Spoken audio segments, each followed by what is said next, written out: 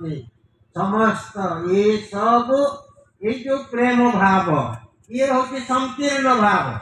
ये सीमित भाव ये हूँ कौन आम ये प्रेम आम स्वार्थ रही किंतु भगवान को जे प्रेम कर जो आनंद मिले से आनंद हूँ दिव्यानंद परमानंद तेणु ये सब को प्राप्त करने दीप दर्शन आम हृदय को पवित्र केमिति हेब प्रत्येक जिते सब भाव विचार आम हृदय सृष्टि हुए कारण आपण मैंने जानती आमर जेते शब्द बाहर ये हृदय ही ये अनाहत ध्वनि ध्वनि ही शब्द भाव प्रकाश भाव ही भाव सृष्टि भाव अन्न को श्रद्धा कर भाव सेटा भी आम हृदय आसो आम जदि सेमिका दुष्ट प्रकृतिर रूप होता अन्य आम भीतर जो अहंकार थी आम भीतर जदि निज को प्रतिष्ठा कर भाव थी आम अन्य को आम संगे भाव जदि आसो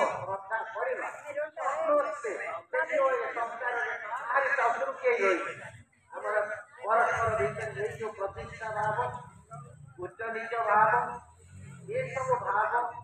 कामना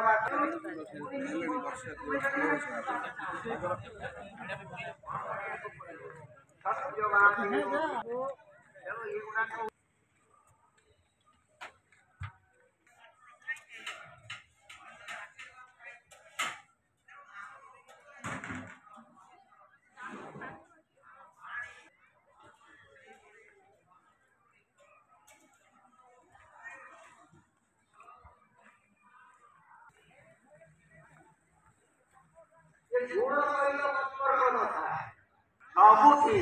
भीतर बाहर स्थूल सूक्ष्म कारण महाकारण परिव्याप्ति को जो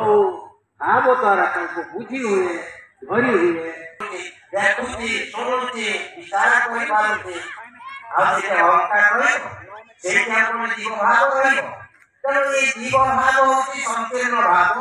अज्ञान भीतर जे पर्यंत मनीष थी मनीष जापर